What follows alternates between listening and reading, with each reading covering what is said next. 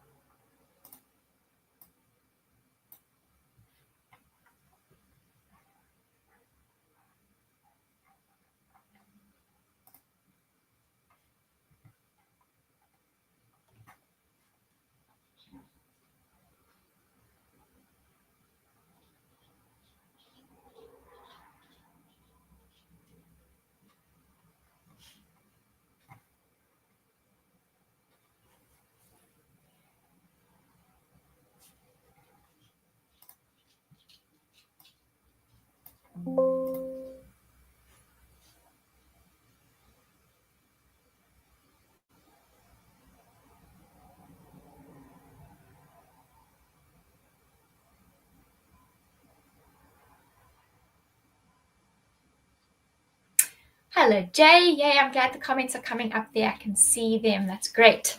And it's 12 o'clock. So if you are watching and you would like to say hello, because we're talking about menopause, you're welcome to tell us how old you are, why you're watching, if you're here because you're struggling with anything, or if you're just wanting to learn something new or have a bit of a refresher. Let us know where you are at in your life and say hello, maybe where you're from, where you're listening from. And the more engagement, the better, the more fun. So because it's 12 o'clock, I think I'm going to get started, but I wanted to start with a disclaimer and just say that I'm not a medical doctor. So we're not going to be speaking about hormone therapies or anything medical advice related, but we will speak about what menopause means for your body and for your nutrition. And then I also wanted to say that this is obviously my opinions and my thoughts, and other people will have their opinions and their thoughts.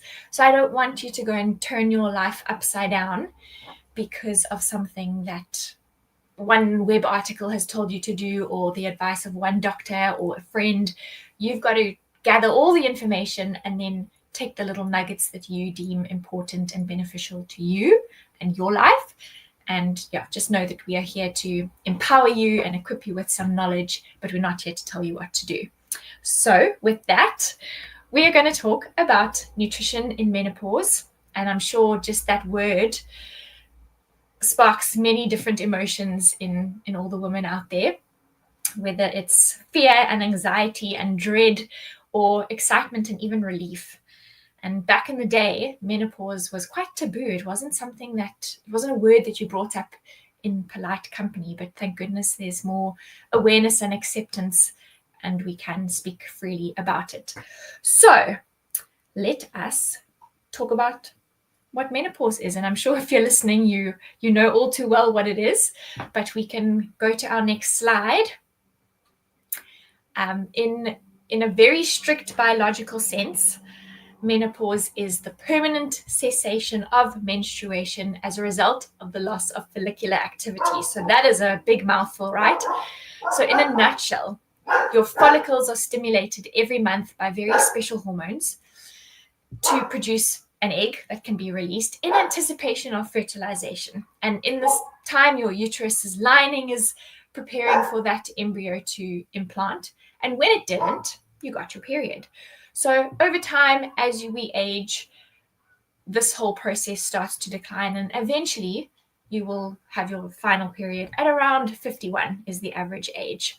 So you can see in this graph how estrogen, progesterone, testosterone, even melatonin, important for sleep, all of that starts to decline around middle age, and then it'll eventually stabilize.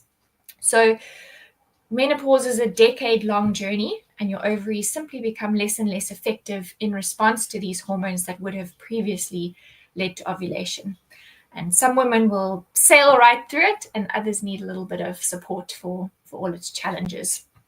So what are some of those consequences? We can go to the next slide. Thank you. So Estrogen is believed to be protective in the cardiovascular system. That's why women seem to suffer from less heart attacks than men when they're under the influence of estrogen. But as estrogen declines, the levels of LDL cholesterol, that's the bad one, those levels increase. And it could be why atherosclerosis and coronary artery disease become more prevalent in menopausal women or in women after menopause. So lacking that protective effect of estrogen can have side effects for the heart. And then estrogen supports bone health. So our bones are constantly going through this turnover process of breakdown and building, breakdown and building. And estrogen slows bone breakdown and encourages bone formation. So obviously, with lower levels of estrogen, there's 20% bone density loss during the first 5 years after menopause. So women become at risk of developing osteoporosis. That's fragile, brittle bones that have the potential to break if you have a big fall.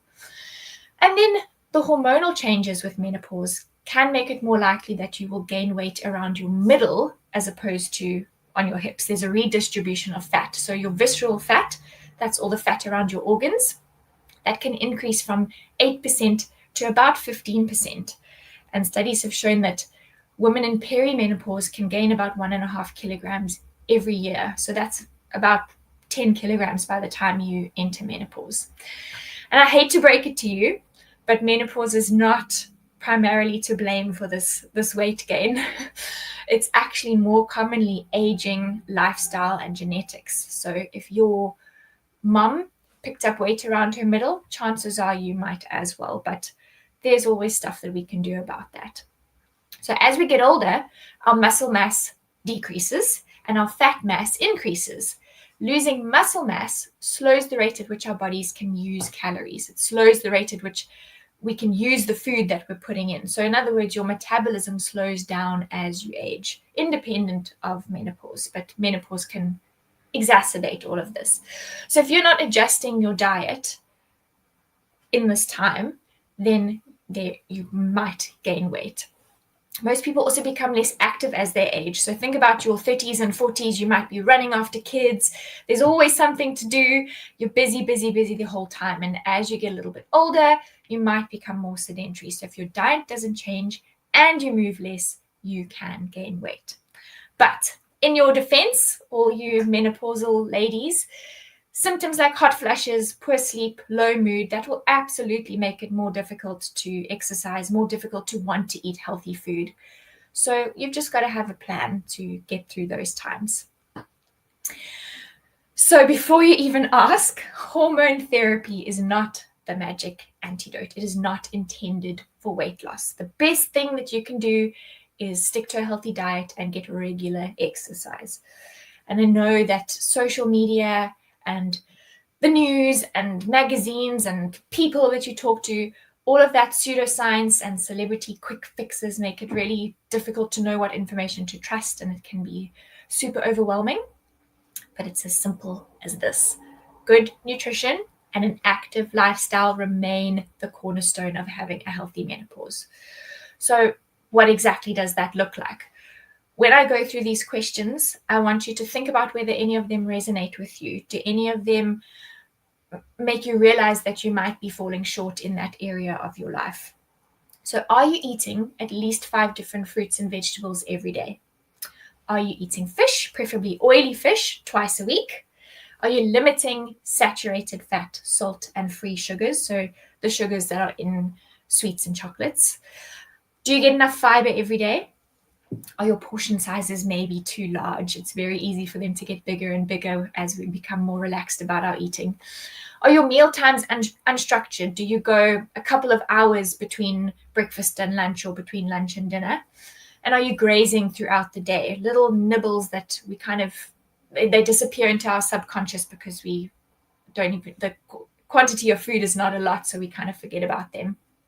Are you drinking regular alcohol? And are you neglecting certain food groups, leaving out carbs, maybe not getting enough protein?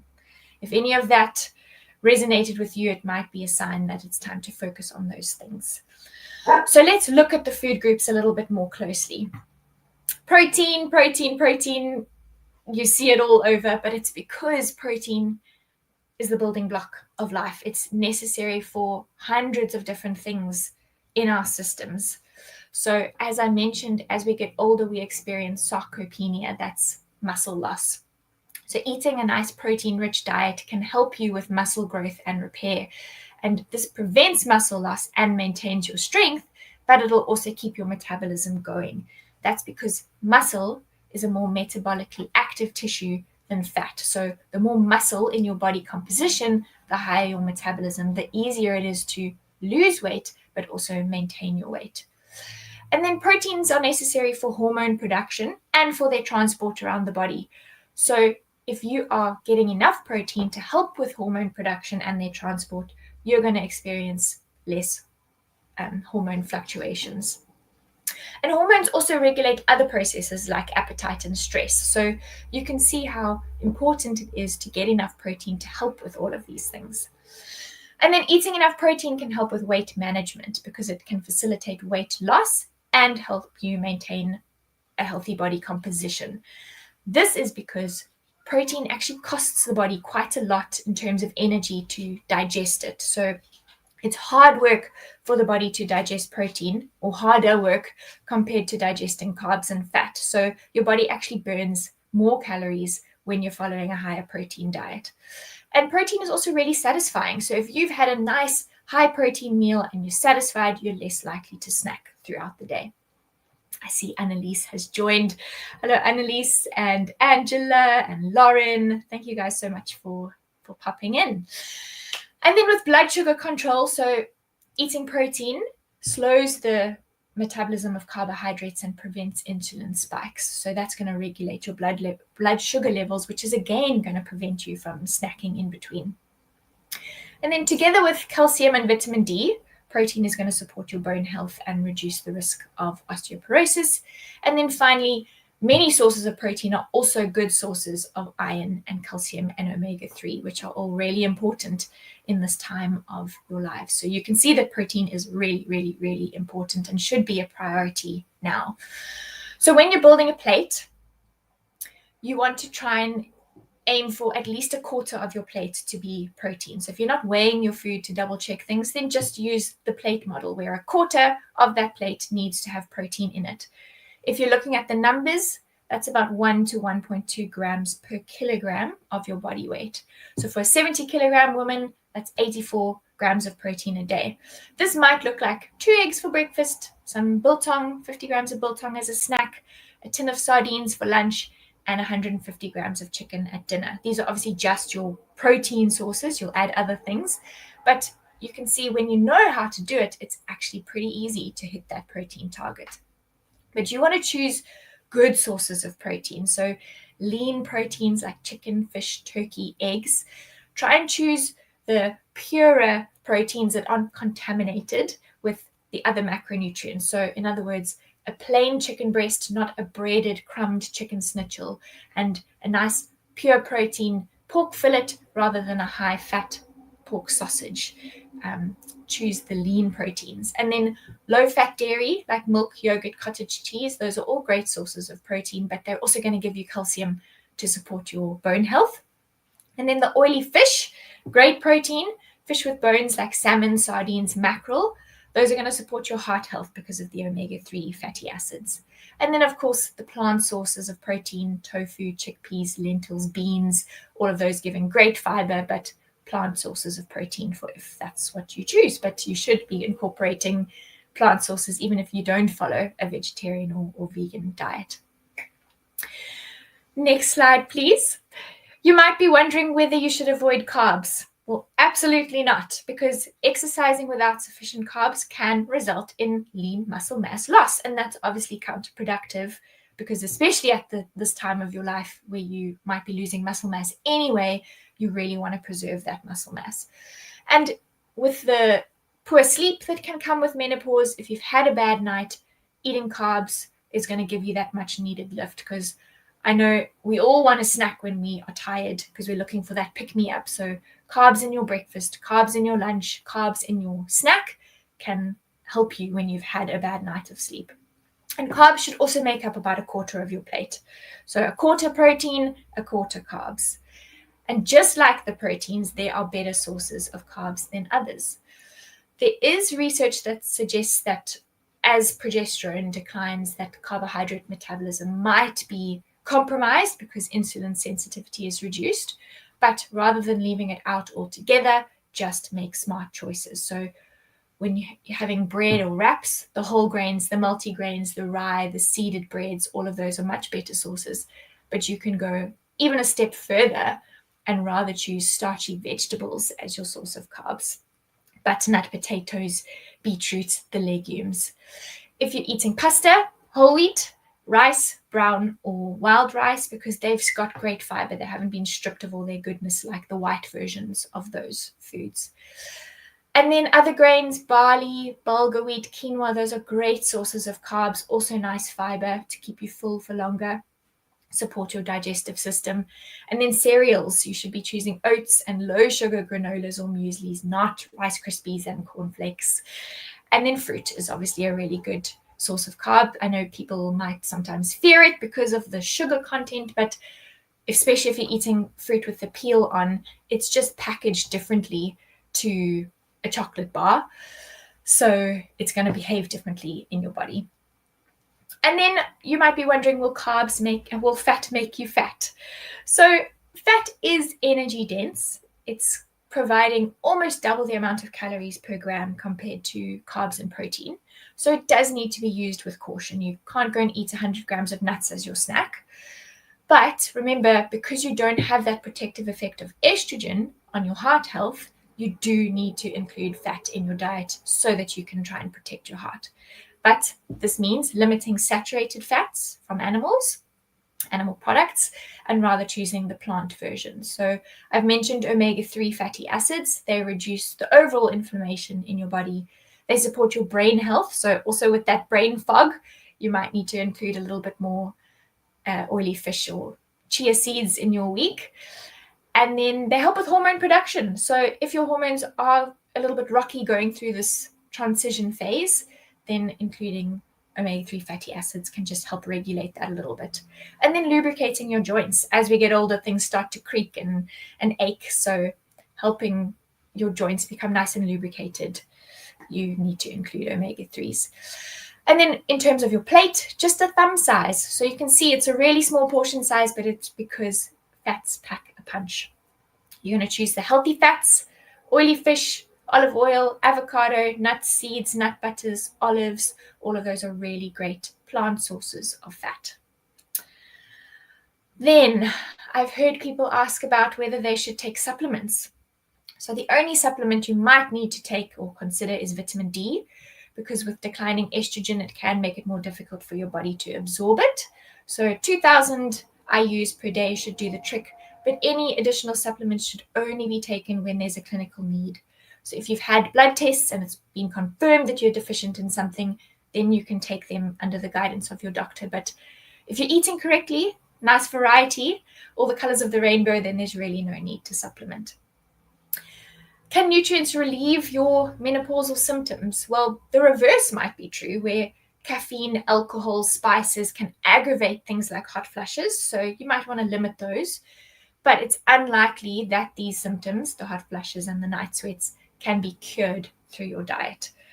There are sometimes claims about phytoestrogens, so things like soy products. They have biological identical molecules to hormones like estrogen, but there's not enough evidence to suggest that they are beneficial. But it can't hurt to include these things a little bit. It's always good to have variety throughout your week.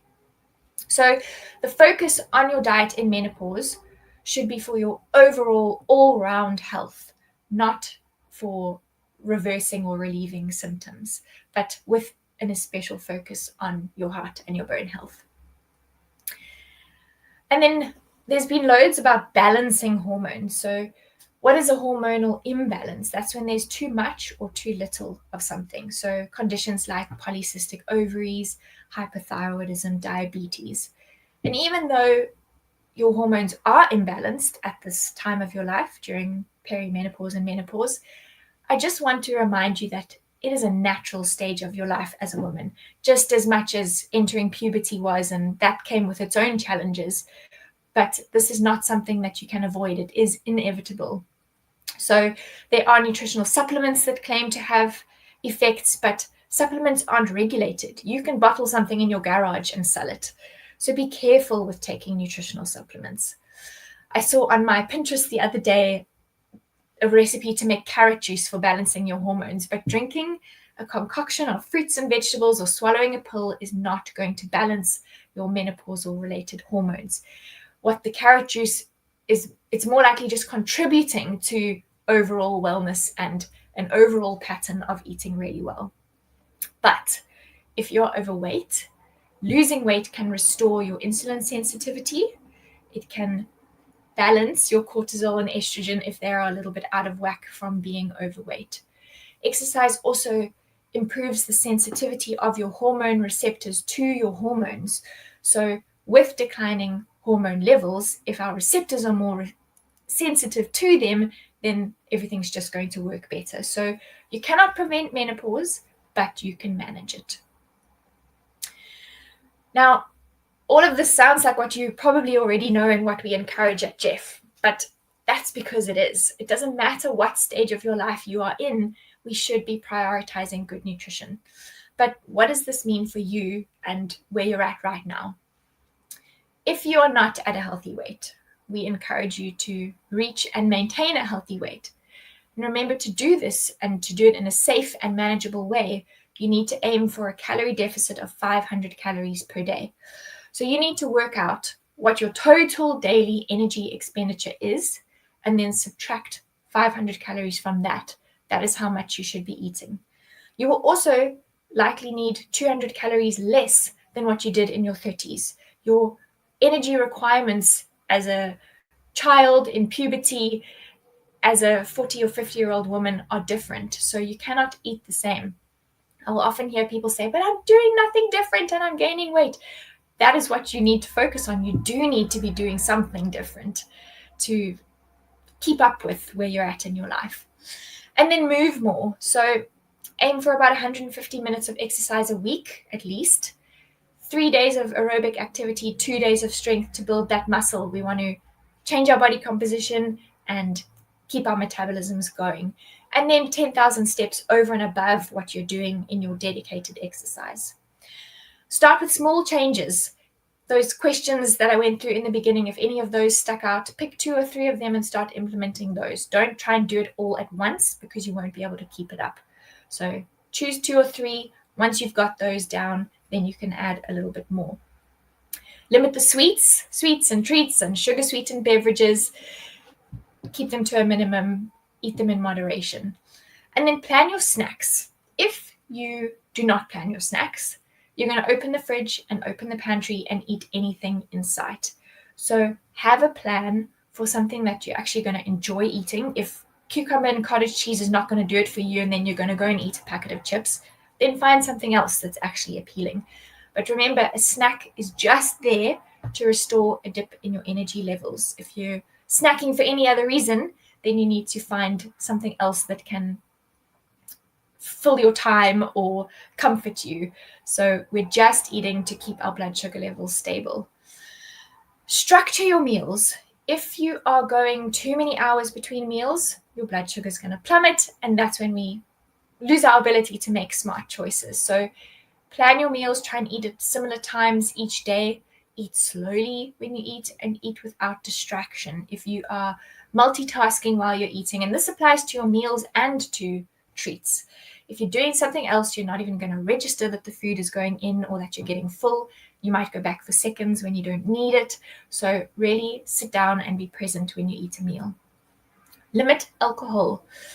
Decide what you're going to drink and how much you're going to drink each week, and then stick to that. Make that commitment to yourself.